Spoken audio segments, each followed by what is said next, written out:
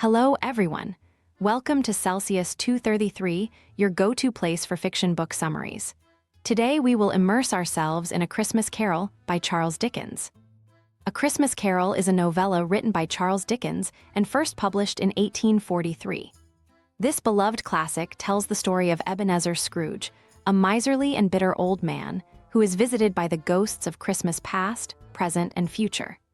Through these supernatural encounters, Scrooge undergoes a profound transformation, rediscovering the spirit of generosity, compassion, and joy associated with Christmas.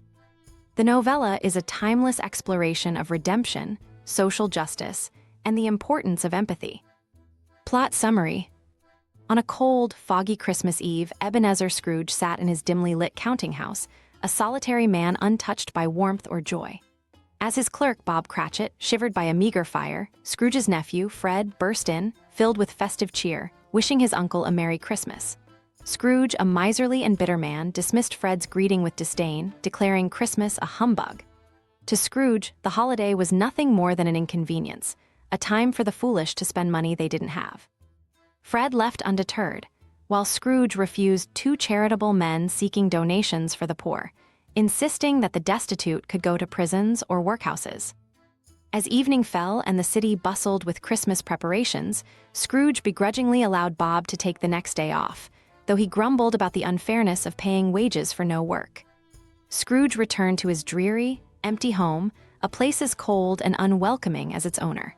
But as he approached his door, something strange caught his eye. His door knocker had taken the form of his long-dead business partner, Jacob Marley. Startled, yet quick to dismiss the sight, Scrooge hurried inside, locking himself in for the night. His unease grew, and soon, the silence was broken by the clinking of chains, followed by the sudden appearance of Marley's ghost.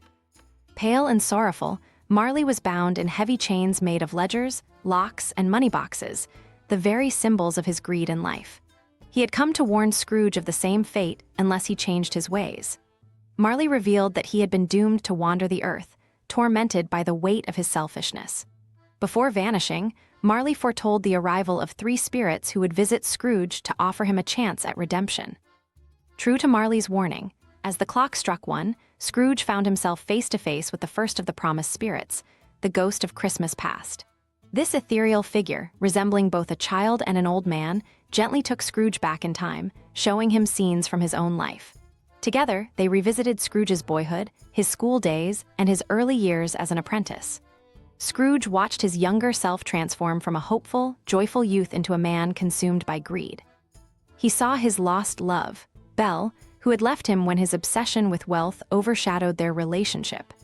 The vision of Belle's later happiness with another family filled Scrooge with regret, and he begged the spirit to end the painful journey. But his night was far from over. The ghost of Christmas present appeared next, a jolly giant surrounded by abundance, who invited Scrooge to observe how people celebrated Christmas in the present day. Together, they visited humble homes filled with warmth, love, and laughter, despite their poverty.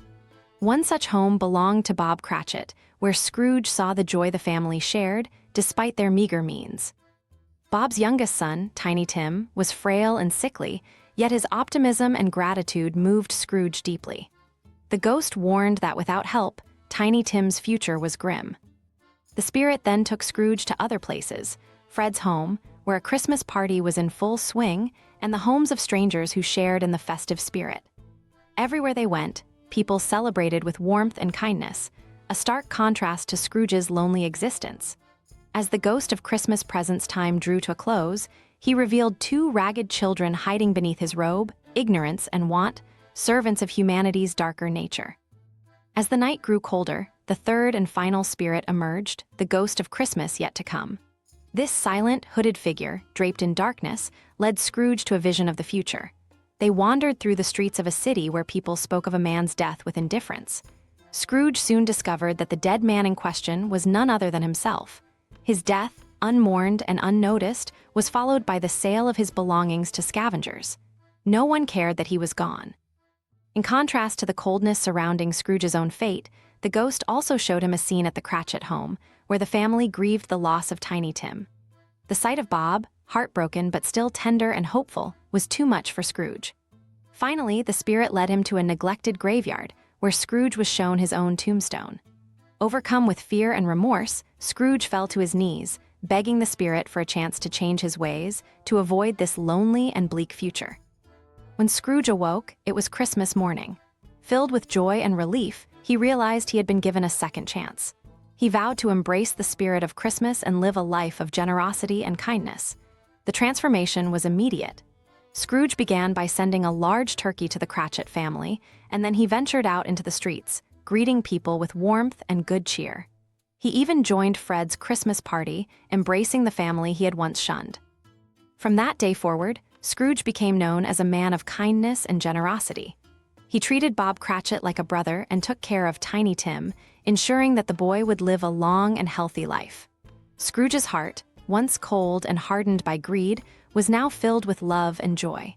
He became a living symbol of the Christmas spirit, proving that it was never too late to change.